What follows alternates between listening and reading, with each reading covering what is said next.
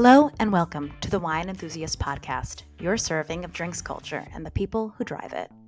I'm Rachel Tepper-Paley, Digital Managing Editor here at Wine Enthusiast. Sobriety is a hot topic these days, as many people are reevaluating their relationship with alcohol. The rise of NA and low alcohol products suggests that this may not be a passing trend, but instead representative of a sea change taking place in the drinking public. But what happens when a sommelier joins the movement? Today, we're talking with Laura Vidal, an award-winning Montreal-born sommelier and restaurateur behind several lauded food and drink spots across France. In a recent article on wineenthusiast.com, Laura tells us about her decision to stop drinking. Her personal sobriety, she says, actually makes her a better sommelier. What we want to know is, how's that possible? Listen to find out about Laura's journey and how the role of the sommelier is changing as the drinking landscape continues to evolve against the backdrop of the NA movement.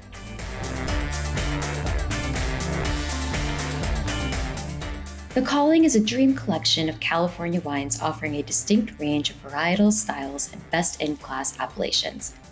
Winemaker James McPhail gives each wine a clear, singular voice, working with renowned family growers to craft Chardonnay, Pinot Noir, and Cabernet Sauvignon, while collecting over 70 90-plus scores in the process.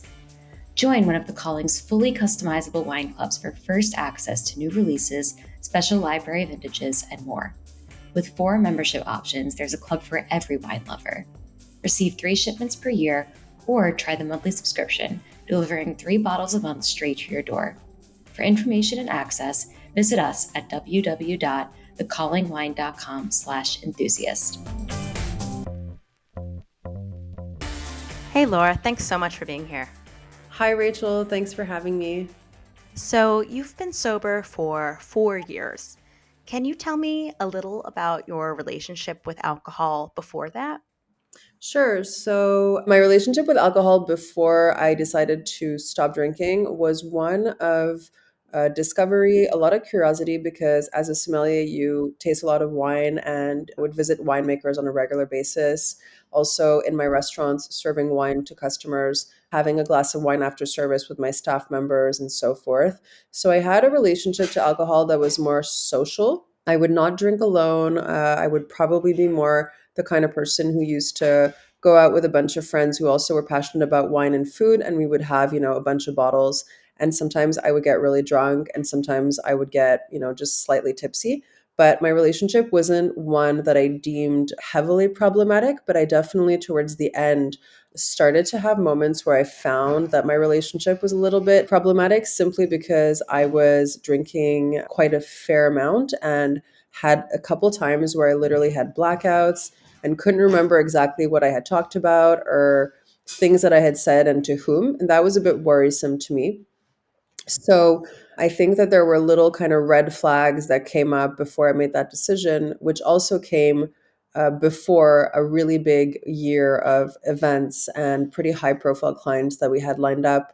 And I wanted to make sure that I had, a really cool head for that. So I decided to take a break from alcohol just because I literally had a huge 35th birthday with my business partner. We went to like this amazing restaurant in the Basque Country, drank a bunch of delicious wine, and the next morning had the worst headache ever. So I wanted to sort of take a break from it simply because I didn't feel like I had the bandwidth to do that kind of thing until all of those kind of big events were cased. And my initial plan was never to stop entirely. It was just to take a break from it. Yeah, that makes sense. I'm curious about that period of time between when you started to abstain from alcohol and when you decided to commit to sobriety. How did it feel in the beginning? And at what point did you think this could be more than a phase? At first, because it was sort of just in my mind a break, I didn't put a lot of pressure on myself. Socially speaking, I kind of told people, look, I'm taking a break from booze for a while. I have a really busy year coming up. I had this sort of excuse that made it simpler for me to be in society without having to have the dreaded question of like, oh, why did you stop drinking? Like, did something happen? Are you pregnant? Like, always the same questions we get, especially as women, as if there's something wrong with us because we're not drinking. So I would say that That period of time was a period where I did a lot of self-care. Like I got really like back into my yoga practice and did a lot of journaling. Again, spent a lot of time in nature, and I was feeling very productive and sleeping better. I just felt generally better in my body physically and health wise. So it really made me feel quite empowered, actually. And I think that's one of the reasons why the life that I built not drinking felt like it was just way more healthy and enjoyable than the one that I had beforehand. So I think that's also one of the reasons why it stuck, because there were clear benefits for me that arrived quite quickly and were especially visible after the fourth month of abstinence from drinking. After that fourth month, what were some of those effects that you saw?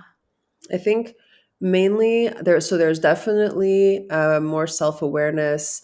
I felt way more connected to my emotions in a healthier way, like I wasn't drowning things in alcohol. Because even though it wasn't my intention beforehand, when I was drinking, I think alcohol definitely helped to relieve stress and pressure that I felt in my job and even in my personal life. So I think it was like a way for me to a bit self-medicate, I would say unconsciously, to deal with issues that I had personally and professionally. And when I stopped drinking, I had to deal with those head on. So I had to actually, address them without that little crutch. And I believe that finding the tools to address that after I stopped drinking without that crutch of drinking was one of the reasons that helped me to rebuild relationships, rebuild also and get closer to the relationship I had with myself, and therefore have healthier connections with people in my life, with my employees, my business partners, and just like in general, my friends and family. I felt that there was a lot of good feedback about how I seemed more relaxed and less stressed out and more present. That was one of the things that came back a lot, that I was more present. Wow. How did people in your drinks community react to the news, and how did that affect you? My employees were employees and my business partners were super supportive. My family and friends were also really supportive. Like everyone that was close to me that's not in the restaurant industry was also very encouraging. There were some people like winemakers or people that were like clients that used to come and I'd have drinks with, or people that I knew socially in the restaurant industry that I would have a drink with, and that was the main sort of reason we hung out, that I sort of started seeing a bit less, obviously, just because I wasn't drinking as much. At the same time, I felt there was a lot of reactions that were about, there were a lot of curiosity. There was a lot of curiosity, people who were asking questions about why, and had all this, just wondering how I could actually stay in the restaurant industry, continue to be a sommelier, even though I wasn't actually drinking alcohol, seemed to be really puzzling to a lot of people. And I think just generally, some of the reactions that a lot of people get when they stop drinking is people get triggered and project a lot of their own issues about their relationship with alcohol onto you and don't want you to stop drinking, because then it maybe makes them feel like they're doing it by themselves. So if I was out, I have a couple of friends who don't drink. So, like, once I remember going out with my friends who didn't drink, and there was one person there who drank, and they were very upset by the fact that nobody else was drinking, as though that's really boring and like, okay, well, you guys are no fun, that kind of thing. So I mean, that happens, but it's not, I just, I don't take it personal, because I know it's not about me really. It's just more about their own views and relationship to alcohol, because people who don't have issues with alcohol, be it positive or negative, they don't care if you drink or not. They're just, happy to hang out with you. So it made it really clear who was genuinely a friend and who was more there for other reasons, or I thought that was interesting for sure. I think that's really insightful. Do you think that the fact that you're based in France and, French culture is very intertwined with wine culture, do you think that affected anything? I think that alcohol is alcohol, so it's the same thing. It's ethanol, and it's in all alcohol based products, be they really fancy wines from Burgundy or champagne that's extremely well made by a small producer, or cheap tequila from Mexico. I mean, it's all the same thing really at the end of the day. So I think it's really important to clarify that in France, there's definitely a culture of what we call like bon vivant. It means good living. And that includes, eating well, drinking well, and having culture around wine, which means knowing about different, wine regions and varietals and being well read in the wine world. But it doesn't take away from the fact that if the relationship to that consumption is unhealthy and excessive, it's doesn't matter if it's wine or anything else really. But there is something to be said about the hypocrisy around that, simply because wine does take a big place, has a big place in the French culture. That has been something that I have had to grapple with, because personally there's a little bit of like cognitive dissonance for me when it comes to it. I actually do love wine, and I continue to this day to taste wine and spit it, even sometimes for purely pleasure slash intellectual curiosity purposes. And at the same time, I just don't want the effects of the ethanol in my body and the hangover or the tiredness or the little sort of blur that it brings to my life. Kind of want to be really like present for it all. And I'm not excessive in my vision of it, in the sense that there's a distinction between someone who's completely abstinent from alcohol, someone who's sober, curious, so someone who's sort of occasionally has a drink here and there, but is extremely mindful and conscious in their consumption. And I think that for me, I would say that like since I stopped drinking, I have had a couple sips of beer right, left, and center, and a couple sips of wine right, left, and center. But I would say it's not, been over 2 or 3 times a year. So it's extremely rare, but it does happen. And I don't give myself crap for it. Like, I'm not judging myself for having a sip here and there. I don't have that sort of all or nothing vision about it. And I think it's important to bring nuance to what corresponds to a healthy relationship to alcohol for everybody. So I think that if you decide that in your vision of drinking, you want to have a really delicious glass of Burgundy once in a while because that feels correct and right for you, and you're feeling really good about it and it makes sense, then that's great. And if you want to sometimes do, I don't know, a shot of tequila because it makes you feel happy or whatever, but it's very conscious and like you're careful not to engage in unhealthy behavior because of it or whatnot, that's great. So I'm not judging anyone's choice. Everyone has their own sort of design of their relationship to alcohol. I think it's just important to take a step back, really be honest about it, take a good hard look in the mirror about the reasons why we're drinking. And that drinking involves, anything from wine to beer to cocktails to whatever it is that takes you away from the present moment. I think that makes a lot of sense. And it leads into another question I wanted to ask you because, as you say, you do sip wine, you taste wine as you need to for work, occasionally socially. That's a line that some other sober folks may choose not to cross, but I'd love to hear a little bit about why that works for you personally, but why it might not work for others, and also how that perhaps plays into this sort of changing notion of what sobriety is right now. It's a really good question. I think it's important to note the difference between alcohol dependency, so addiction to alcohol, which is actually something that requires abstinence to get through. And for different people, for different reasons, just the relationship to alcohol, there's no need, there might not be a need to completely be abstinent. You can have a more moderate relationship to alcohol, and it's okay to design that the way that you feel is right for you. And I do think that this notion of complete abstinence and stopping entirely, and as soon as you have a sip, it's like considered a relapse, does come a certain extent from the popular belief relayed by Alcoholics Anonymous, which is a format that has helped, and I'm sure will continue to help a lot of people because of its reliance on like a higher power and acknowledging that you have a problem and following the 12 steps, which are extremely helpful for a lot of people. However, I do find that there's an element, and it's something that I read in a book called Quitting Like a Woman by Holly Whitaker, which is an incredible book that talks about how you can design in a more sort of female centric way your relationship to alcohol that doesn't involve this like extremely black or white performance based getting your little chip that says you stopped for 3 months and so forth can lead to, anxiety and this feeling that you're failing at something if you relapse, and this notion of shame, which is very linked also to the whole concept of, giving it up to God and all that stuff. I think there's an element of too much black or white and pressure to perform almost, which is something we already have to deal with on a day-to-day basis.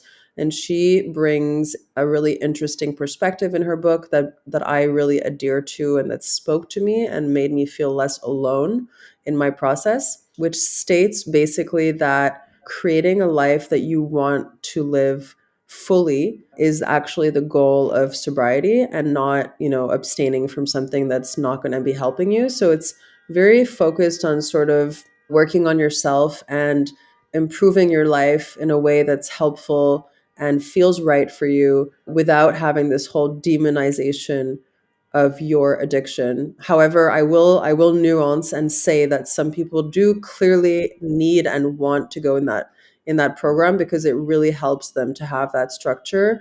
And again, I don't feel that that's something that I need or want, but I do feel that some people might need that, and that's why I'm a big proponent of tailor your own sobriety to your needs and be really close to yourself and aware of what it is that helps you. Get support that you need from any means necessary, be it a therapist or energy workers, spirituality, or a group like AA as well can definitely help. So I would say that, sorry for the long answer, but that's kind of why I've decided to look at my sobriety in a way that is very honest and not say that I'm 100% sober, because it's hard sometimes to talk to someone who's, had serious battles with addiction. And for them, even dipping their lips into a glass of wine is too much and goes beyond their boundaries, gives them too much temptation. However, that's not my case. Like I can taste, 100 wines in a wine fair, spit every single one of them, not have a single drink the whole time, and that's totally fine for me. I don't feel the need to.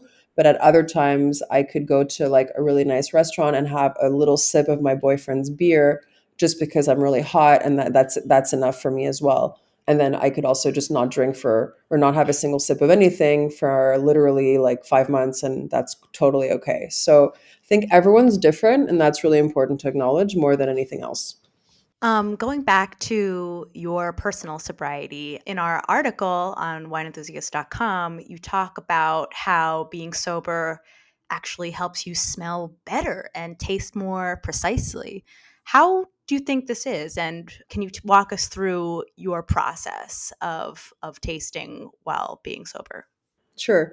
So I think that it's something that's interesting to observe because I found that my memory's gotten better over the years since I stopped drinking. I feel like I had all this memory loss before, and that was actually one of the red flags, is like this memory loss. I was like, what is this memory loss? And since I stopped drinking, I've had much better memory. And part of wine tasting is also, remembering what you're tasting and having memory of the taste and smell of a wine and where you think it's going to be going in the next couple of years is really crucial. So I actually found that it's gotten better for that reason. But another reason also is that when you go to wine tastings, it's kind of like a big social event for sommeliers and winemakers, and everybody gets together, and there's always like a really fun dinner at the end of the wine salons. And usually at those wine salons, you end up drinking in the evening.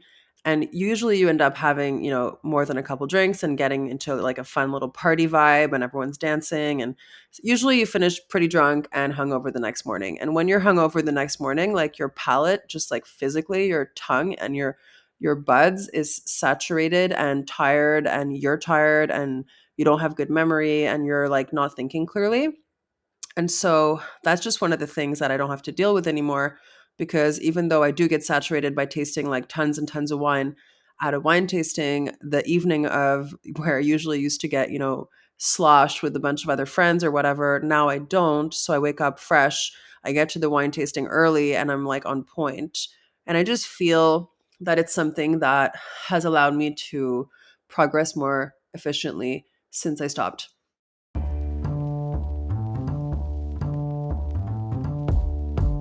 Where can you find the best gifts at great low prices that everyone will love? At Total Wine and More, of course. With so many great bottles to choose from, find something for everyone on your list, whether it's a Cabernet for your sis, sparkling wine for a coworker, or a single barrel bourbon for dad. And if you need any help, just ask one of our friendly guides for advice.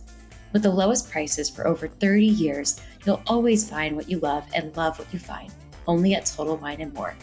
Spirits not sold in Virginia and North Carolina. Drink responsibly. Be 21.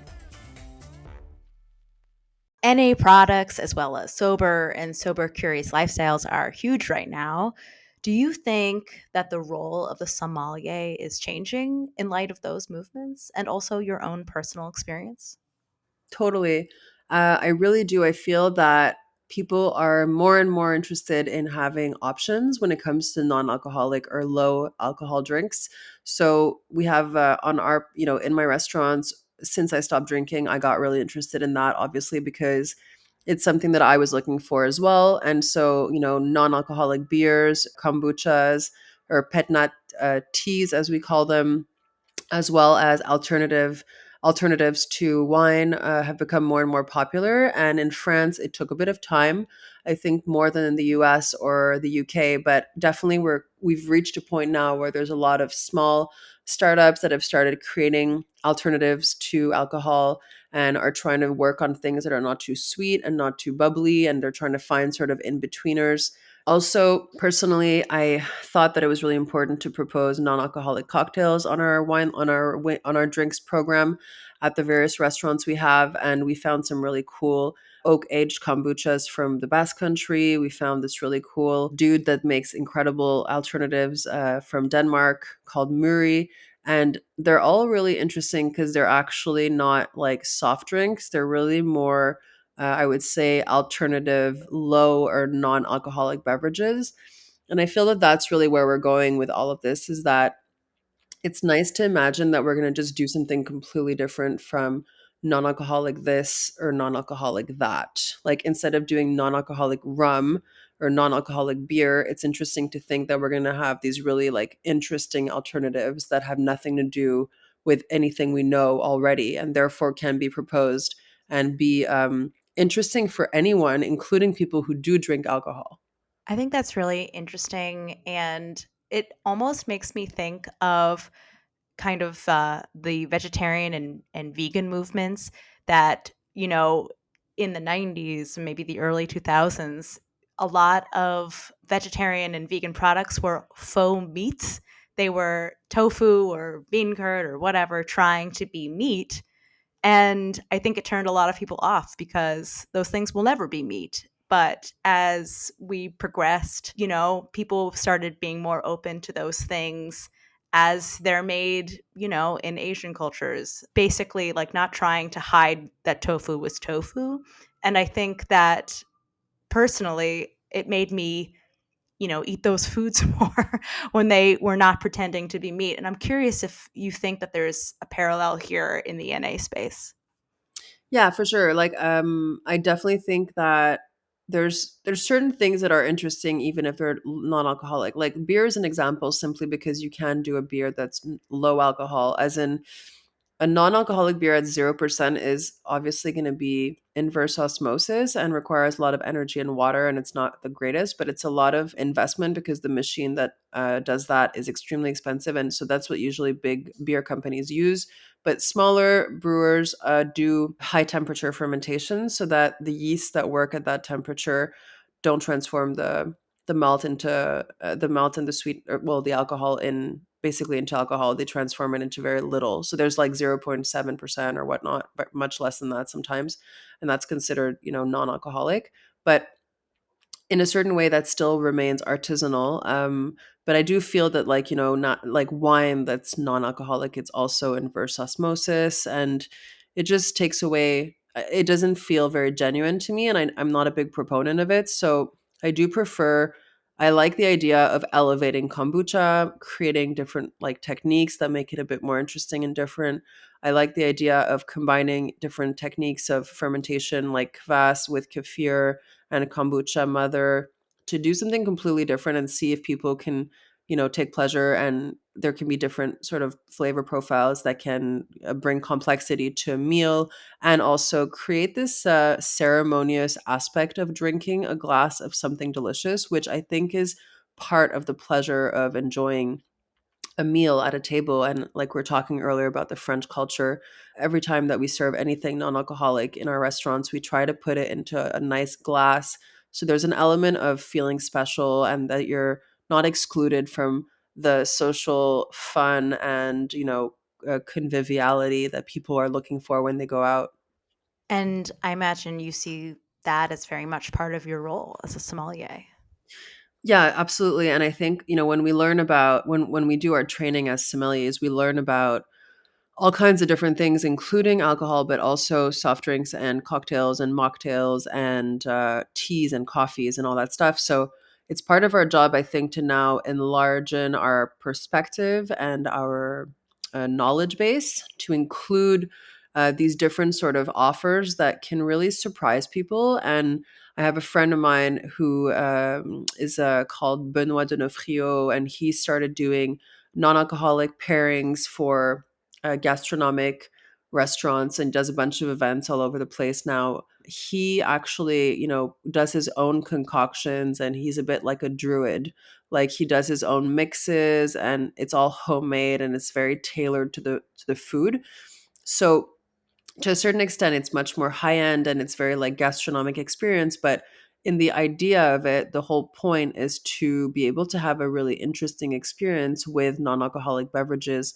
And there is a huge like possible there's a world of possibles when it comes to non-alcoholic beverages that we can make ourselves as sommeliers and work on. So I think it's something that's going to develop more and more and will also bring value to the work that we do as sommeliers, because we are sort of curators and not creators. And so I think if we start working in the non-alcoholic sphere, we can also bring a bit more creativity to our line of work, and therefore make it even like make it more valuable and interesting to work in that sector. I think that's great. So, looking forward, do you think your sobriety will look the same in 10 years as it does now? I do think that it's going to evolve over time. Like I've actually been thinking about starting to drink again, but more on a very like sort of occasional basis. Like right now, I feel like what I do is really like small amounts and never a glass, and never, literally a month at a time, sort of apart kind of thing. So I think it might change, but I'm not I'm really trying to be very present with my feeling and listening to myself and making sure that I'm doing it for the right reasons, that I'm holding my sobriety for the right reasons, but also that if I do have a glass or a sip of something, it's also for the right reasons, and never to compensate or to numb myself from feeling the present moment. And so I have no idea what it's going to look like in 10 years from now, but I think it'll have evolved, because for sure I'm evolving all the time. And so I do know, however, that it's really been one of the best decisions of my life, and I don't feel that I'm gonna sort of go back to drinking ever again the way that I used to. But the door is not closed to rethinking a new format for that in my life, because wine and the whole restaurant industry is a huge part of my life, and I love it very much, and I don't want it to be sort of considered excluded from options. But at this time in my life, I'm feeling really good about my choices. And I just want to stay in that dynamic. So, whatever it looks like, it's going to probably evolve, but there's always going to be a lot of presence and a lot of consideration brought to that for sure.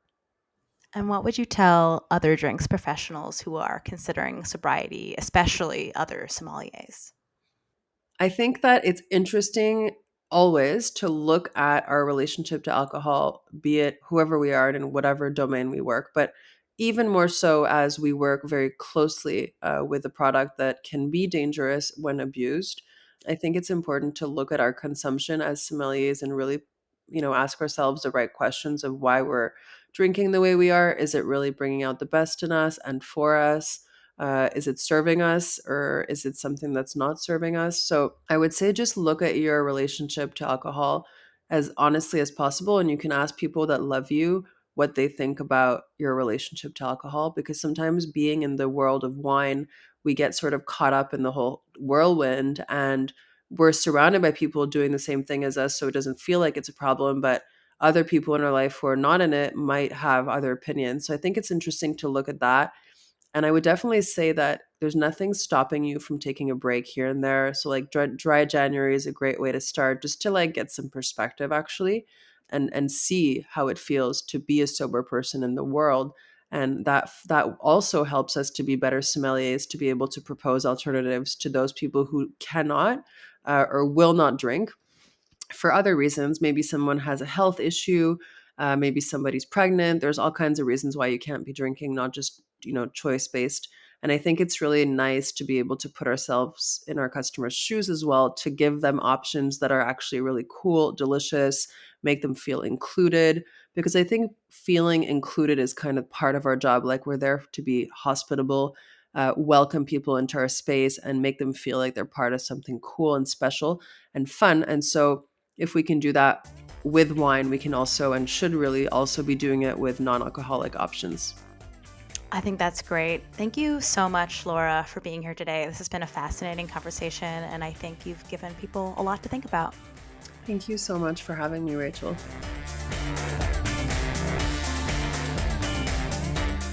The increased availability of NA and low alcohol beverages, coupled with the widening conversation about sobriety, have many folks reevaluating their relationships with alcohol. We want to know, are you? Email us at podcast@wineenthusiast.net, and we might share your feedback on the podcast. We love hearing from you and appreciate your support. Please rate and review us whenever you listen to podcasts. Remember to visit us at wineenthusiast.com for content and products that bring your love of wine to life.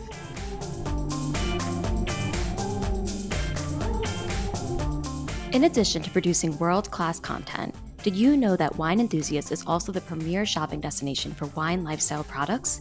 Just visit our shop at wineenthusiast.com, where you'll discover an amazing assortment of unique quality items guaranteed to enhance your wine experience. From glassware and accessories to thousands of unique wine gifts, it's like a toy store for wine lovers. And don't forget about protecting your wine. We are the nation's leading retailer of wine storage products. Whether you have 6 or 600 bottles, desire a wine cabinet, or a custom-designed wine room, our free wine storage consultations will help you find the perfect fit for your collection. Visit wineenthusiast.com today. We bring wine to life. Brought to you by the Wine Enthusiast Shop.